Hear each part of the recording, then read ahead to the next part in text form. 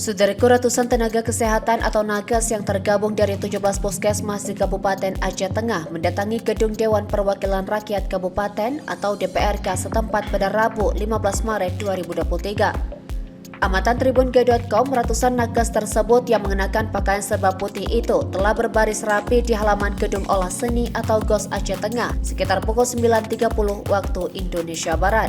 Selanjutnya mereka mulai berjalan menuju halaman DPRK Aceh Tengah guna untuk melancarkan aksi dengan sejumlah tuntutan. Namun pihak DPRK Aceh Tengah, dalam hal ini Komisi D, tidak berada di lokasi. Berdasarkan informasi dari staf DPRK Komisi D bahwa anggota DPRK sedang mengikuti musrenbang di Kecamatan Bebesen. Ratusan nakes tersebut memilih menunggu kehadiran anggota dewan di ruang sidang DPRK Aceh Tengah. Salah satu peserta aksi, Asia Syah, menjelaskan bahwa ada 4 tuntutan yang mereka bawa hari ini.